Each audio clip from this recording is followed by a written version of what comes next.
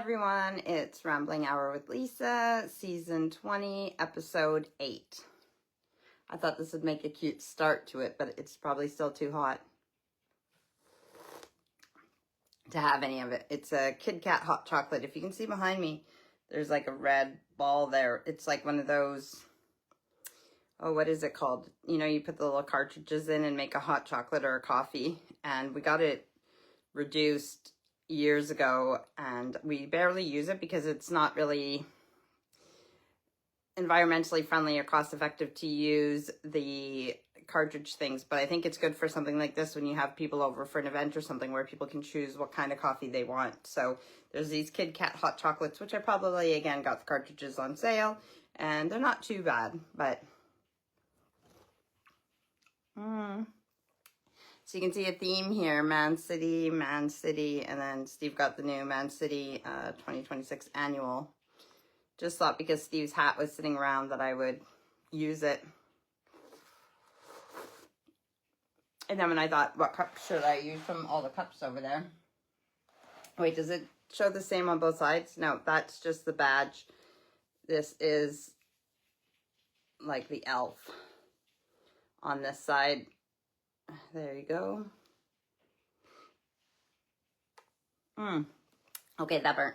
So the last time I saw you guys was on the 21st. No, I'm lying. I saw you guys on the 21st in the kitchen, and then on the 24th I did Christmas stories for the kiddos. Today is the 28th of December, and so we are past Christmas.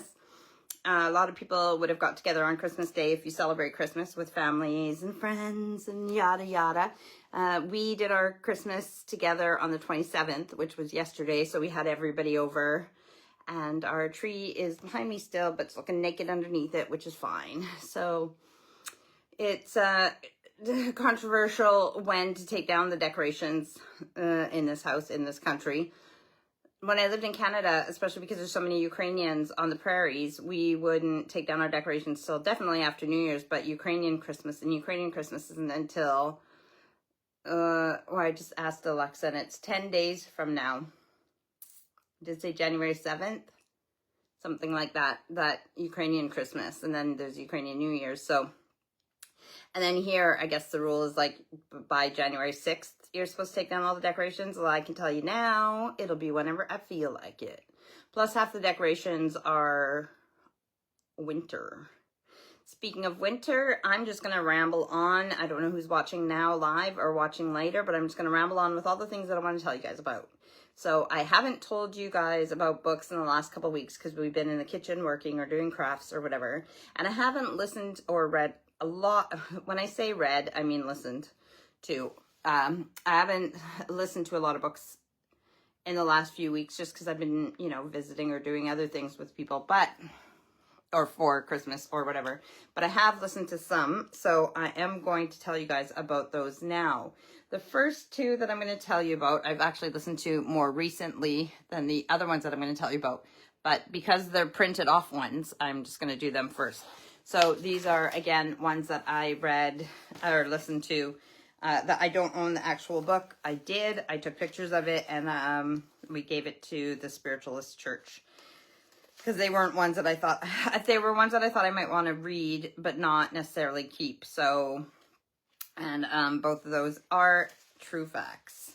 So the first one I'm going to tell you about is called Surgeon from Another World. And I thought that I read this one, but it was something similar that I read or listened to in the past. And it had to do with, so Surgeon from Another World, when spirit uses, so on the spirit side, there, in this book specifically, there's a doctor, and through a medium or whatever they do, spiritual operations and everything else. So they're doing healing from the other side on the physical person here, but through a medium or whatever. So, and then this is just like mediums talk to the dead and get messages and everything else. It's the same thing. So this is messages and treatments and different things that this doctor who had passed on did after he died through another man. So the story of George Chapman, that's the medium, and Dr. William Lang, that's the doctor who was a doctor when he was alive and then died. And then, and even his daughter and granddaughter, when they spoke to Dr. Lang through the medium George Chapman, they said that's nobody else. That could be nobody else but my grandfather. So he did it in a way that some mediums do, which not very often do mediums do this anymore. These are old books, but it's called trance mediumship, where the medium will just like relax their body and actually let the spirit take over their body. So the voice coming out and the mannerisms and everything else will be the deceased person.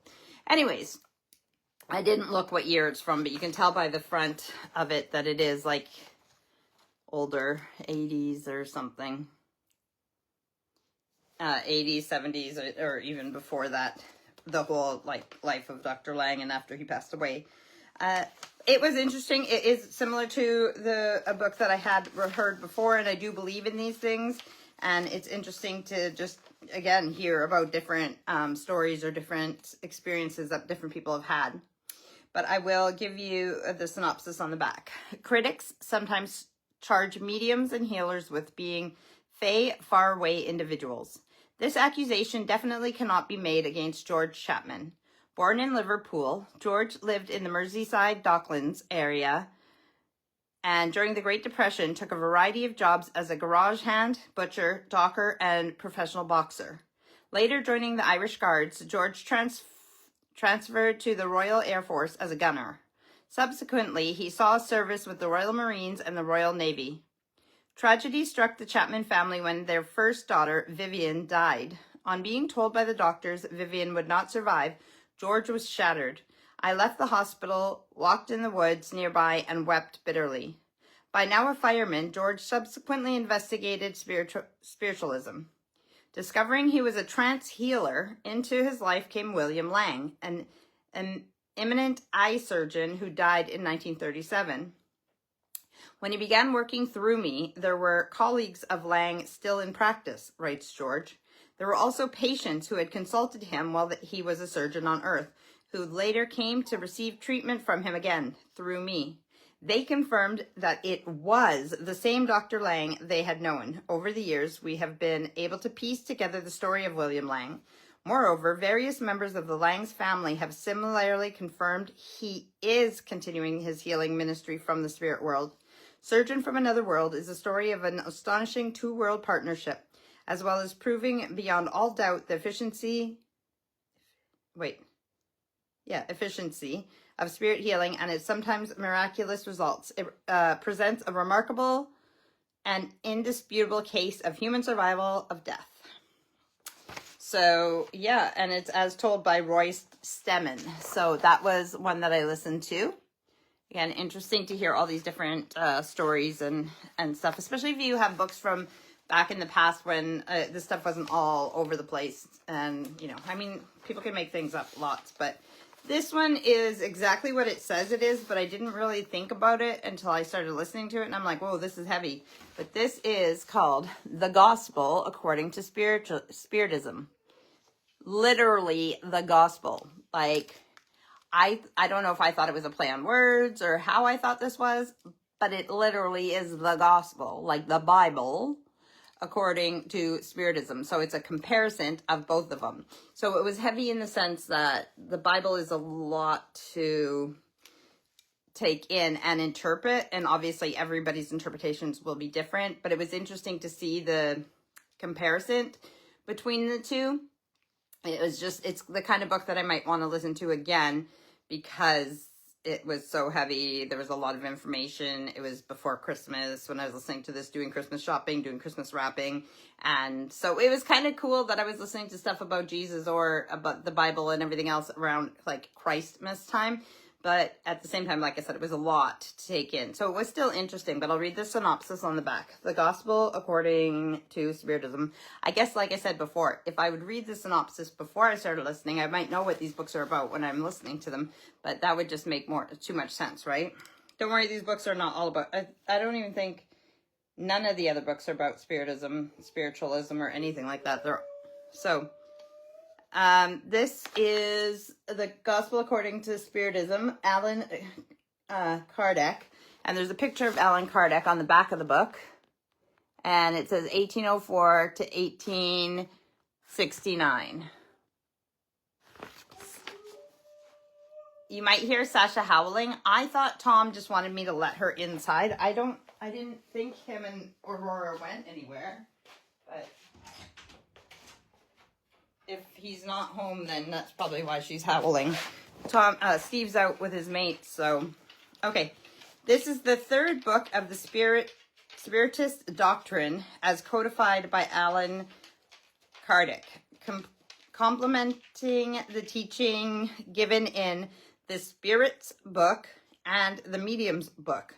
The Gospel according to Spiritism is an explanation and elaboration of some aspects of the New Testament as brought to us by the Spirits, compiled and explained by Allan Kardec.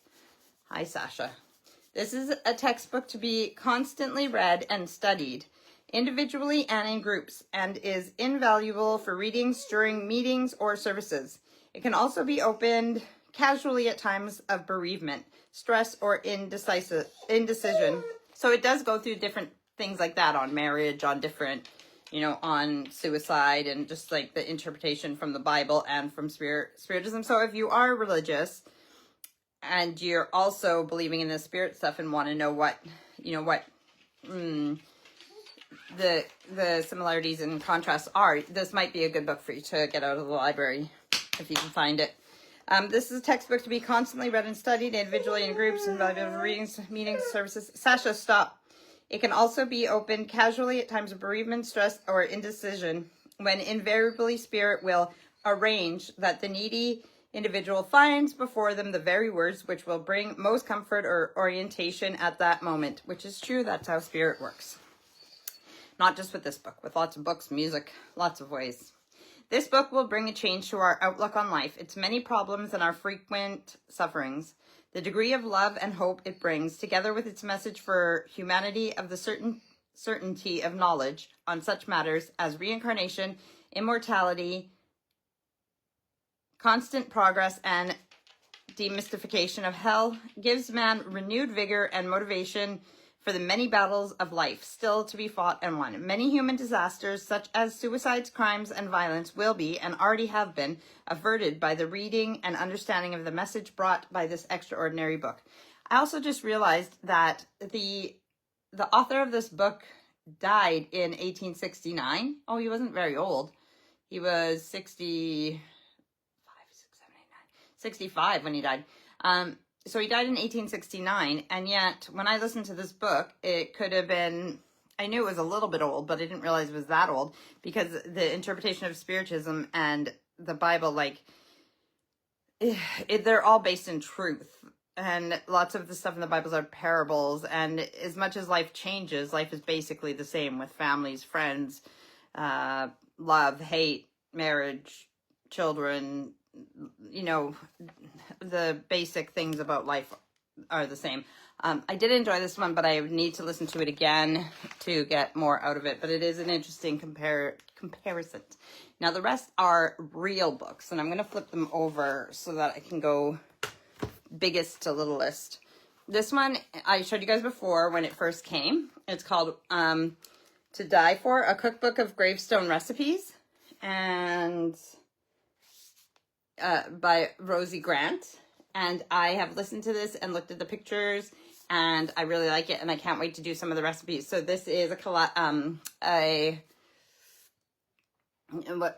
might say on the back, when they put things together, what is it called? So listen, Linda. What recipe would you like to be remembered by? For the 40 people immortalized in To Die For, sharing the recipe of a beloved dish is how they chose to be remembered. Each has a recipe permanently etched into their final resting place, offering up a dose of nostalgia for visitors, one ingredient at a time. From cookies made every Christmas to a perfectly creamy Irish coffee to a warm and comforting bowl of chicken soup. Food holds memories, aromas, flavors, moments spent with loved ones, and these individuals and their families have opted to evoke those memories and offer comfort from beyond the grave. Sorry, I'm reading, but I'm not listening to myself because I'm thinking about the dog and where her dad went and why. Anyways, To Die For is a celebration of food remembrance and the unique phenomenon of gravestone recipes. Rosie Grant traveled the United States collecting stories and recipes, bringing recreations of the deceased dishes to their graves, and baking with their families. The culminary of her journey is a collection of recipes, both sweet and savory, with stories pulled from interviews given by the remaining loved ones and suggestions for documenting your own personal food history. To Die For is a fascinating look at food and community, honoring the legacy we pass down through meals and memories. But it said somewhere in there that it's not just, most of them are across the states, but I know that there's one from Canada, and there's,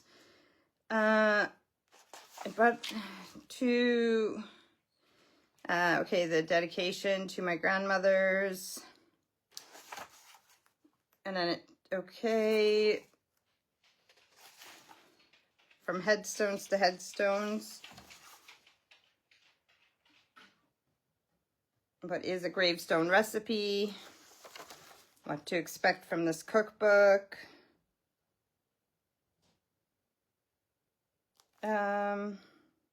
Yeah, okay, well, anyways. So, documenting 21 questions to document your food history. Yep, and then there's pictures of the recipes in there. There's, oh, hi, Mom. Mom says, hi, Lisa. So there's pictures of the recipes in there. There's, like, some of them show, like, what the finished recipe will look like, and lots of them show the gravestones or even the people that the recipe came from, and it is a really good book, and I'm looking forward to making some of these recipes. So you think about that with your family too. What are your family, like yours and your family members' favorite foods? What recipe really says them, or is there a recipe that's in your family that everybody loves and everybody shares, or that if you did have a gravestone and you had a recipe on it, what would be your legacy recipe or your legacy meal or your legacy food? Very good question. So I'll let you know more when I make something out of that. I might even do a live with it. Now, three of these books I had already read before, but I don't remember if I did reviews on them or not. This is called The Enchanted Grove, and it's just a bit of poetry. It's called Woodland Poems to RHwL Yourself by Rebecca Robinson. Very small book, not much to it. I'm going to read the synopsis, and then I'm going to read you one of the poems out of it. Luminous, spellbinding, and woven with wildness, discover this beautiful new book from nature writer and poet Rebecca Robinson.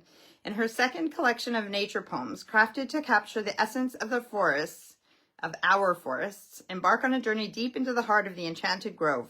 These woodland poems for your wild heart have been written to be read aloud around a campfire in the woods or quietly whilst sitting tucked in the coziest nook of your favorite tree. This book is a celebration of the wonders of the wildwood, of its fabulous flora and fauna, and the beauty of its animals, birds, and trees. This is a place you can come to rest and rewild yourself. So sink into a sanctuary of nature poems and let these wild words soothe your soul. Can you sometimes hear the wild whispering to you, and do you long to answer its call? If so, then this magical book of poems was meant to find you. Rebecca Robinson is a writer and poet specializing in nature, folklore, creativity, and well-being. Through her writing, she inspires people to reconnect with nature and reweave a sense of well-being and wonder into their everyday life. She is the author of Wild Crafted Words, Nature Poems for the Wheel of the Year, and Thrive, a slow and mindful living journal for the wild at heart. So that's her there. And again, this is the book, The Enchanting Grove, and I am going to read for you today dedication for my father, a kindred nature spirit. I think it's called Wolf. Yeah, Wolf, number 35, or page 35. Wolf. The woods are under a spell tonight, an enchantment of brilliant, glittering white. Dark pines picked out in frost and snow. Follow the tracks, still a long way to go. Why did you come here in your cloak of red, your basket full of forest fruit, berries, and bread? Did you once follow the pack, and now you follow your heart? Do you trust your instincts now less than you did at the start? Are you frightened when I howl to the sky and the moon? Do you fear my sharp fangs might tear your cloak soon? Are you aware of the power of my huff and puff growl? Does my mythology and infamy make you cower as I prowl? She roared with laughter, then followed on after into a tangle of trees. The hunter's dagger shone like the brightest day. Who are you talking to, little girl? Have you lost your way? I'm tracking the wolf that lives in my soul, that guides me, guards me, accepts me whole. Intelligent, free, wild, and strong. With this fearless pack, I feel I belong. The woods are under a spell tonight, an enchantment of brilliant, glittering white. With the snap of a jaw and flash of teeth, a blizzard cloaks clues that lurk beneath. Voices in the snowstorm sink into the night. No tracks found, but those of a wolf. Surely that can't be right. That's it. That's Wolf. I like it. So that's the next one on my list. This one, again, I've read before. This is actually the third time one time I read it, 2 times I've listened to it. And I don't think I talked to you guys about it. I talked to you about the first one. This is, there's the Gin and Tonic Gardener. This is called Another Splash of the Gin and Tonic Gardener. Further Confessions of a Reformed Compulsive Gardener. Janice Wells. And what I like about her books is it's just little antidotes and daily. Well, so she used to do a article in a paper. Let me just read. She's Canadian. Sasha, stop. Bed. Go. If you're going to whine.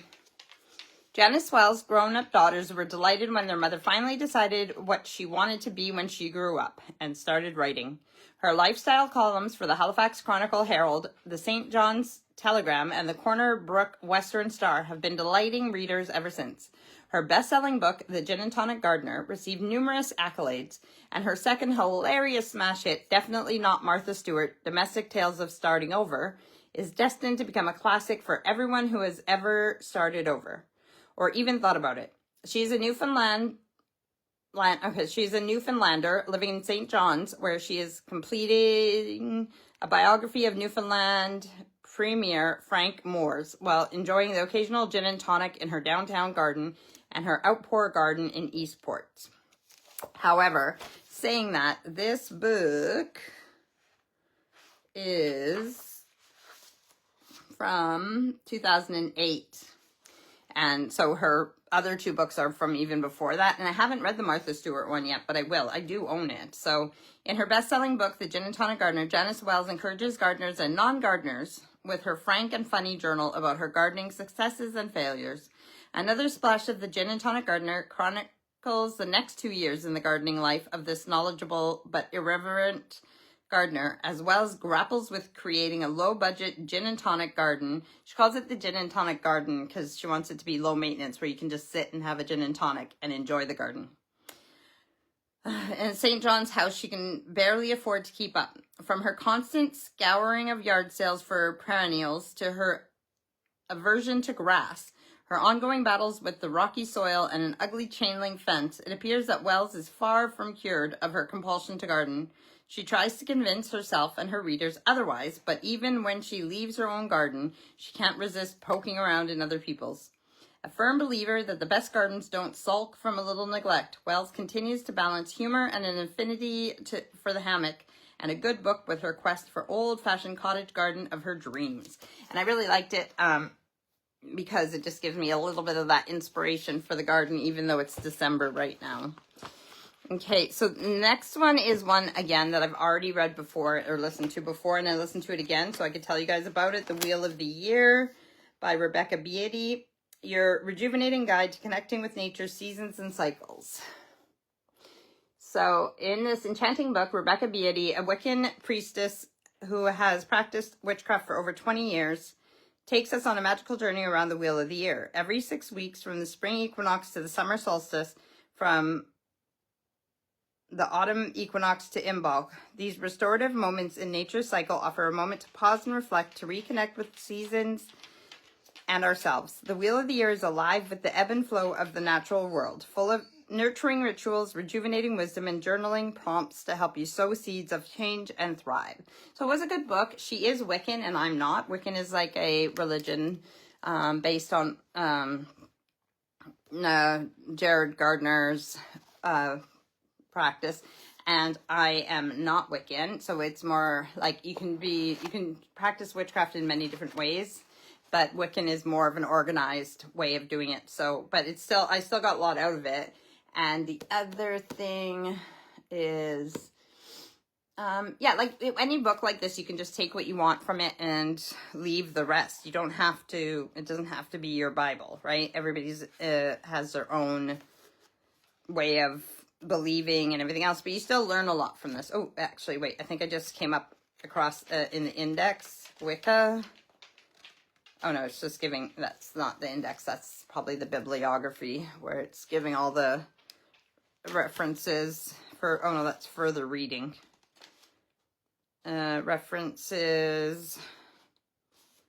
Yep. Okay, so acknowledgements. All right, so anyways, that one is on there. So yeah, I did enjoy it. It was all right. Now, these ones I'm so excited to tell you guys about. So I ordered some, I know you guys, I read a wintering book before and I told you guys about it. So I ordered a couple more, just random out there ones. And it's interesting how these two are so different. One of them has pictures and then one of them is just writing. And I thought, oh, wow, that's a lot of writing. I wonder if it's any good. And then, of course, you think the one with pictures might be better because the pictures are really good. However, they couldn't be more different, even though even the art on the front is like so kind of similar to me, the style. So this is the joy of wintering and this is how to winter. They have nothing to do with each other except the wintering part. And different authors and everything. I'm going to talk to you guys about the joy of wintering first, even though I read this one first. But the joy of wintering. How to Rest, Reconnect, and Rejuvenate with Creativity and Conscious Living by Erin Nimi Longhurst. The joy of wintering, above all, is about choosing a slower and more considered pace, to see tranquility and abundance in peace, and to find comfort in the silences. Drawing inspiration from wintering traditions all over the world, the joy of wintering acts as an antidote to the bustling pace of daily life. For anyone wanting to build a more intentional, meaningful, and connected life, this book will guide you on a journey to reconnect with your senses through recipes, meditations, crafting, and more. You'll find a treasure trove of practical rituals and inspiration inside, from tasseography, which is interpreting tea leaves, and suminagashi, Japanese water marbling art, to yin yoga, healing through movement, and kodo, the way of incense, to foster your creativity and help you discover the clarity of being present in the moment. Joy is not just for spring. It can be cultivated at any time. So in this fast-moving, stressful world, embrace the essence of stillness and learn how to welcome rest. So this book has lots of pictures and the photography is great in it. It's not just one photographer. It's they have the credits to all the photography in the back. So this is the kind of book that you want to cozy up with and actually read a little, look at the pictures, and enjoy. And I wanted these books to sit out on like a coffee table for people to look at. But yeah, I love this book for, obviously it has good information in it too, but the pictures and just a little bit of winter inspiration, I really like this book for that. Saying that, then you think, and this is a hardcover that I got, this is a soft cover, lots of words, and you think, I wonder what this one's going to be like. Is it going to be inspirational? Is it the kind that you want to pick up and look at or hold or whatever? This one is probably my favorite book that I've read in a while, or listened to, and I am so excited about this book. I recommend this book so much to people here in Canada and everything. Listen, I got so much to tell you about this book.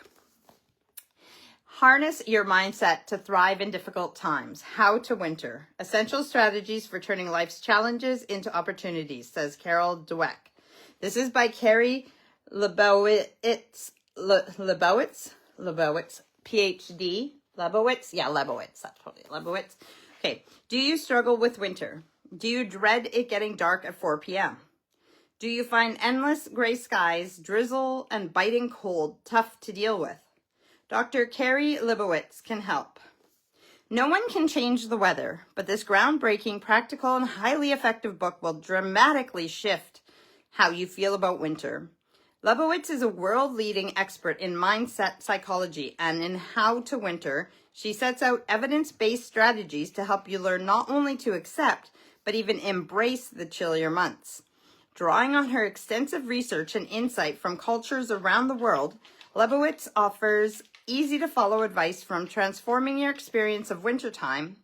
What's more, she shows how techniques used for shifting our attitude to winter can also help us to cope in times of challenge and difficulty all year round.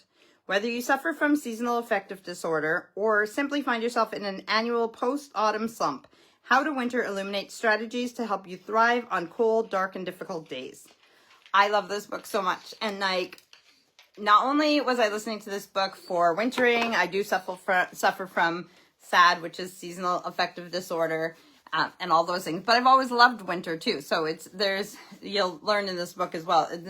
There is a difference between getting sad because it's gloomy and there's less sun and the vitamin D, or the fact that you actually have a depressive chemical imbalance and everything else that rears its head more in the winter or in the gloomier months. However, this is such a good book. But surprise, surprise. So I grew up in a city, it's a city of festivals. We have so many festivals in Edmonton, Alberta, Canada, and most of them are in the summertime. However, and I did not know it was an initiative of a mayor of the city in about 2007 or 2008, but it was an initiative to make wintering better in Edmonton specifically, just like they do in the Scandinavian countries. Why is it, and that's what she looks at in here, is why is it that in some of the Scandinavian countries where they have harshest winters, that they are some of the happiest people even in the winter. And I think it was in this book that it says that there's no bad weather, just bad dressing, like how you dress or prepare to go out in the weather is where you fail, not the weather itself, which is true. It can be freezing cold in Canada, and you can still enjoy yourself outside if you're dressed properly, unless it's to the point where like all you can do is like have where any wind chill will give you frostbite like within 10 minutes, then it's a little too cold to go outside. But there's still lots to do in the winters, and Edmonton has like the Silver Skate Festival and all these different things for the winter to get out there and enjoy the season and get involved. And I loved it before I moved here. How many things were starting to come out for the city of festivals and having winter festivals. So anyways, to my surprise, while I'm listening to this little book that I ordered all the way over here, it talks about Edmonton in here a lot and their initiatives and everything else. It was such a bizarre surprise, but made me like so proud as well. I think my sister Tina would love this book as well, but I really, really recommend this book. This is, like I said, the best book that I've had in a long, long time, or in the last year at least, or whatever. Like, I love this book. I can't recommend it enough. This one. You might even be able to get it on Audible, so you just listen to it anyways. But I love this one. Like I said, this one is good too. This is the kind that you want on your coffee table so you can look at the pictures. But this one is the kind that you're going to learn from and be inspired by, and really, like, this is good. So those are all my books for the last few weeks. And how good will those books look just with my wintering decor if you want to go all, how do you say it again? Like Hygge or whatever, like Hygge, you know, the same thing. The Scandinavians, they're cozy. It means like whatever, cozy, and hygge. I can't remember how to pronounce it. And yeah, nice and cozy for the winter and everything else, and embracing the things that it has to offer. The fact that maybe you do want to snuggle up on the couch and read a book or have a fire going, and things that you can't do as easily or as cozily in the summertime. I have some of my hot chocolate.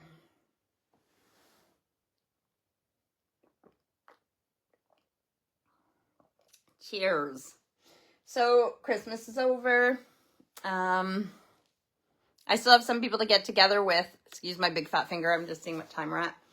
I still have some people to get together with to exchange gifts and everything else. So technically, I mean, it's not over. And New Year's is coming as well. So the decorations are still up. And I want to take pictures of my decorations before I take them down as well.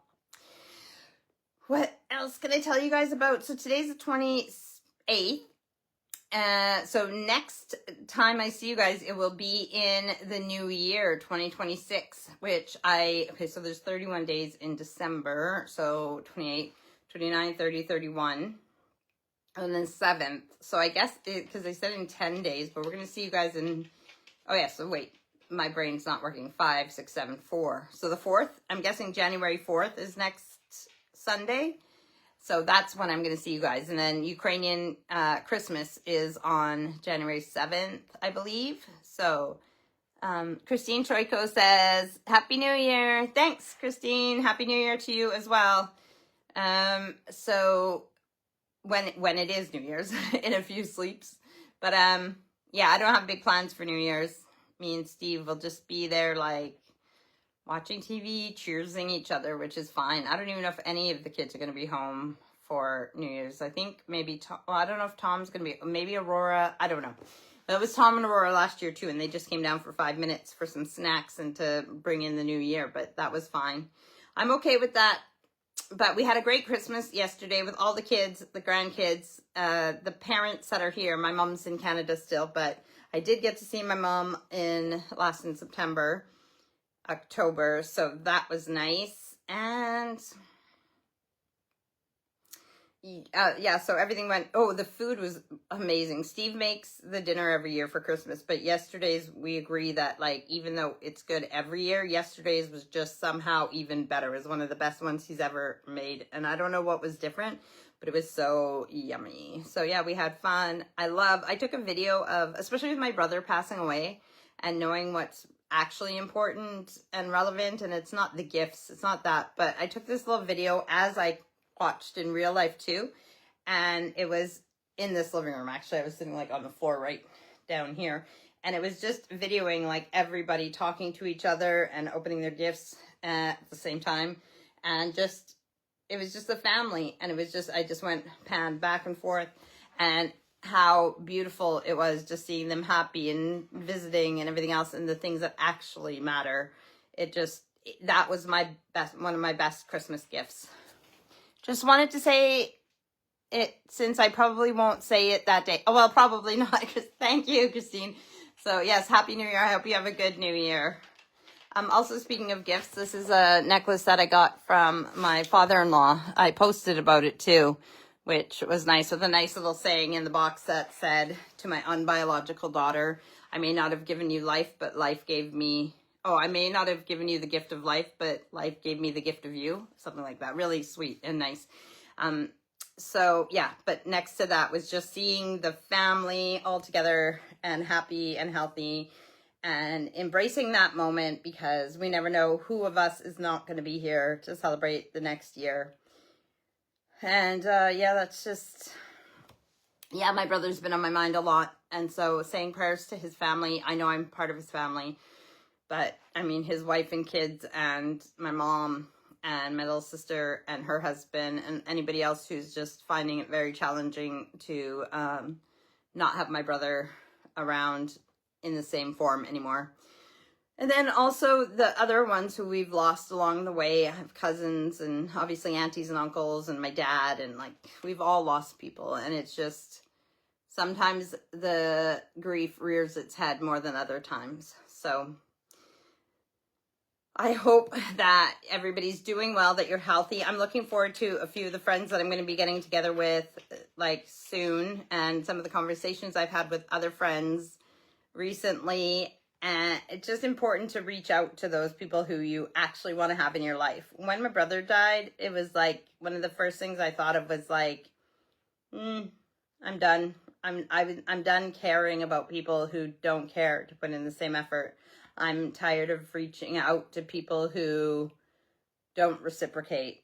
And I just, yeah, it just puts things in perspective of who do you really want in your life? Who really matters? And those, like, I'm not saying don't reach out if they haven't reached out in a long time. I'm saying reach out and see if you get any effort back. But if you keep reaching out and there's nothing there, then it's not worth it. But yeah, tell the ones that you love them, and try and make time even for a phone call, a video chat, a letter in the mail, or whatever. Oh, and thank you to everybody who sent us Christmas cards as well. Steve doesn't really do Christmas cards, so we have to kind of be on the same page as that. Oh, I see. Aurora just said went to the movies with Tom. So I guess that is why the dog is sad. I guess I am Home Alone, which I shouldn't say live on a, well, live, but yeah, so the dog is sad because her daddy and Aurora went to the movies. All right, so we're not at an hour yet, so I can keep rambling. We're at, I don't know, 46 minutes. I can't see nothing without my glasses, nothing close. Steve always tries to show me things on his phone, and I'm like, I don't have my glasses on. See, I thought that was 46 or 48, and it's only 40, so we've got 20 more minutes to ramble. What can I tell you guys about? I don't know why it does this reflection thing now when we do the lives, like how it, like, there's some kind of thing here, but it doesn't, it's not actually something there. It's some kind of reflection and flip, or I don't even know what it's doing. Maybe it has to do with more than one camera or the glass. I don't know. Anyways, yeah, see, when I'm moving my hand over here with my glasses and something's moving on the screen over here. So all of my old rambling hours are on YouTube. Look up Rambling Hour with Lisa. I really want to get my numbers of views up on there, even though I know you guys have watched these ones and my numbers look good on the, I mean, again, even if it's only 1 or 2 people watching these, I do it for whoever wants to watch these and whoever cares. But at the same time, now that I've moved them all to YouTube, I just want to build that up a little bit so it's more, so people know about it. So if you're watching this right now on Facebook, just know that if you can't find this later, or you want to see last week's in the kitchen or crafts or whatever, I've also made 2 playlists on YouTube. When you go to my Rambling Hour with Lisa, one of the playlists is all the Halloween crafts and stories and kitchen treats and all those things, and the other playlist is the Christmas crafts and treats and children's stories and everything else. I could probably do a couple more playlists like Easter and autumn, and I haven't done those yet, but all of the videos are there. So this one too is a pretty easy one to just flip around so the writing is the right way and put on YouTube. So this should be up tonight when I'm done on here. And like I said, coming up this week before New Year's, I just have some friends to visit with and some present exchanges to do. And I'm not going to worry about taking the decorations down this week at all. I'm just going to chill and then make my to-do lists of everything that we need to get done in the new year. You know, that can wait till after Christmas. That can wait until the new year kind of stuff. So, and then listen to more books. I got some more books for Christmas, and I have a stack of them that I need to take pictures of. Plus, this whole house of books that I need to listen to the old ones. You can see books in the back there. There's some on that side. There's books over there. There's books over there. There's books in the office. There's books in the loft. I need a room just to be a library. Steve got books for Christmas too, including the annual behind there. So he has books to read as well. So maybe we'll just have some evenings of reading. Oh, I got, yeah, my new calendar sitting there to rewrite all the birthdays and everything else. My 2026 calendar to hang in the kitchen with appointments and everything else. Because then the kids, when they're like, well, I didn't know about that, I'll say, it was written on the calendar.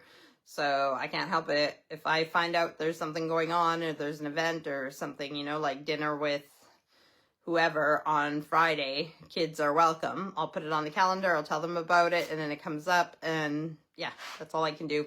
So, well, I'll probably text them too, but then I forget things unless I write it on the calendar. So, Steve bought a game called, no, it's not called Outspoken. I can't remember what it's called, but it's an interactive game that we can do on the TV or something. I don't know how it works exactly.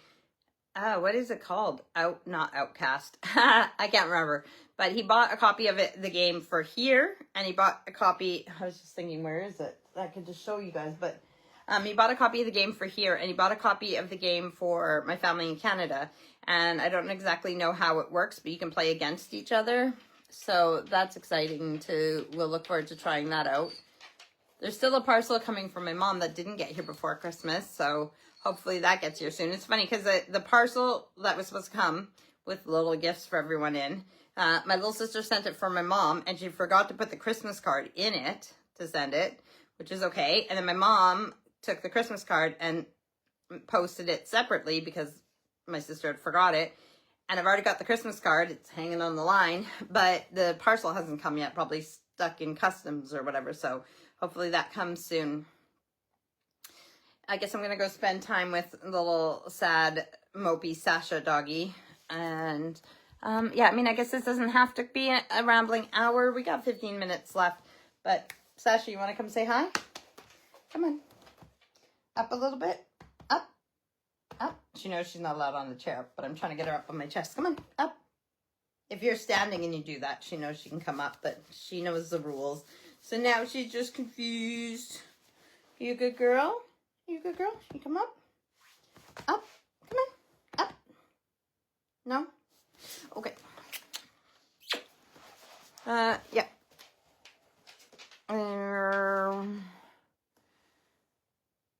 Coloring. I got art stuff for Christmas. I can't wait to scrapbook.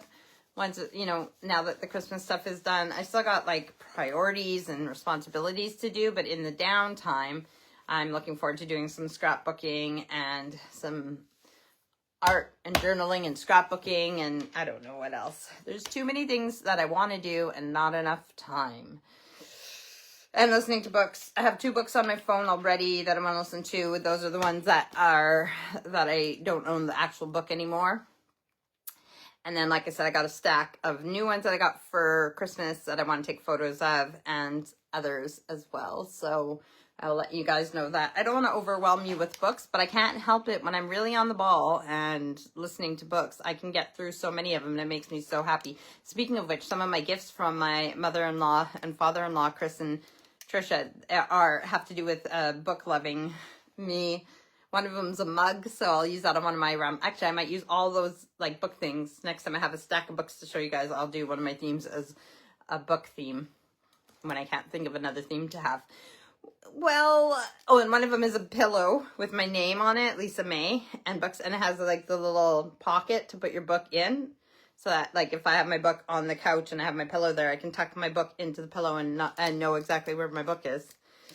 So Man City game. Yesterday we had our dinner, our family dinner, and like I said, Steve made all the food, but there was also a Man City football game on as well. So he had to time it so that he could be in the kitchen and then have the time to come and sit down for the game and then do some things in between halftime and then go back in the kitchen and get all the final things done. And then dinner was, well, people were arriving around 2:30, so 2:30, and then dinner was to be at 3, but then he did push it back a little bit because a few people were going to be late. So, but it all worked out. And yes, I want to say how proud I am and appreciative I am of my husband and how amazing he is in the kitchen and everything he does for us, not just in the kitchen, but in life. But yeah, I want to brag about him a little bit and just give him some pats on the back, because sometimes I don't know if I like to tell him, but you just hope that people know how appreciated they are when they are appreciated. So, and he is. Even if he doesn't watch my rambling hours very often or at all sometimes, that's okay. So,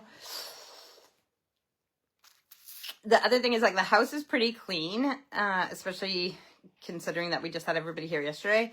But the last thing you do before people come is shove things in places. And I did that with the office. I just pushed everything in. I just cleaned my glasses and I had them, I was holding them down there and Sasha just put her little nose all over them. Yeah, so I shoved like lots of stuff in the office just to get it out of the way for people coming over. And so I can still get into the office. I can get to the printer. Obviously, I printed those books off and stuff. But yeah, I need to unpack the office now. And I save boxes like throughout the year, especially little boxes and stuff. And then closer to getting in December, like I'll save like bigger boxes and whatever boxes I can. I just stick them in the loft and then bring them all down so that when I'm wrapping gifts, we have all different sizes of boxes and it's easier to wrap things in boxes. So, but now that Christmas is over, I might save some of the best shaped boxes or some of the smaller ones, but most of them can be flattened and brought to recycle. So that's one of the things that's in the office is like so many empty boxes that I didn't end up using. And then some of the ones that I did end up using when we were opening gifts in the living room here, I was just shoving them behind me in the dining room. So they're over by the tree. So I need to flatten lots of those too if I'm not saving them. That is one of the many things that I shoved into the office to get out of the way so things look nicer for people. And I can't tell you. I just have had a really great life, lots of great Christmases, and this one is just one more that has been good so far. I'm not sick, which does happen to me a lot at Christmas time, which is nice that I'm not sick. So hopefully it continues like that for the people that we're going to be visiting in the next week or two. No more comments right now, and we had leftovers for dinner, which makes sense because we had a big turkey dinner yesterday. Pork, turkey, and beef. I say turkey, but yes, Steve did make a roast beef on Christmas Day. So we had the leftovers from that yesterday as well. And then there's none of that left. That all went. And then yesterday he made a pork loin as well, or pork joint, as well as a turkey. So, and then we finished the pork today and there's turkey left. So... And I finished so not everywhere, but here, Steve does a shrimp cocktail or a prawn cocktail for the starter before our meal. I look forward to it every Christmas. And there may or may not have been shrimp and prawns left over in the fridge. And I may or may not have eaten that with the salad, just so that, you know, we didn't want them to go bad or get wasted. So I ate that for my dinner. As well as, well, I had a couple roasties, like roast potatoes. And there is more frozen Yorkshire puddings in the freezer. And there's lots of veg, lots of turkey. You can do turkey sandwiches, a nice cold turkey sandwich with mayo, lettuce, and tomato. So many things to eat. And desserts. Aurora made a Yule log, and a red velvet cake, which we forgot to bring them out when everybody was here. A few people had already left when we remembered about dessert. And I also bought a winterberry cheesecake and it was frozen, but I took it out a few hours before I thought we would be eating it, because just in case. Well, I bought it before Aurora was going to make Yule log and everything. And in case we didn't have any desserts, but probably didn't need to take it out. But I have to be honest, I've eaten it's a very thin cheesecake, but I've eaten almost half of it myself, even though I do like cheesecake, but there's like this, if it's too much like the filling, it's not me that doesn't like it, but like one bite is fine. And the second bite, my gag reflex starts going. I don't know if it's the texture or what, because I like cream cheese as well. But I can't eat cheesecake usually. This one has, because it's so thin, it's like almost as much filling as the crumble at the bottom. So it's not, and I just cut it in a little skinny piece once in a while and just go in the kitchen and cut a little smidge, have a bite. And then a few hours later, I might go and have a little bit more. So don't worry, that won't get wasted. So, I love you guys. Thanks for tuning in. We will see you next Sunday, because it is not a holiday, whatever day it is, the 4th or whatever. We will see you guys then, and it'll be the new year. Not a new season yet, because we're only on episode, what did I say this was, like 8 or 9? So, but a whole new year, 2026. How many times will we write the wrong date on anything that we're signing or writing? I mean, sometimes I still write like, I don't remember what I was writing, but I was writing 2005 instead of 2025, or just like 2020. We're stuck somewhere in the past. Anyways, I love you guys, and I'll see you guys next Sunday. Let me know if there's anything specific that you want me to do. In the meantime, if you're still celebrating Christmas or visiting with people, enjoy the holiday season and have a great New Year's Eve and New Year's Day, and we'll talk to you later. All right? I love you.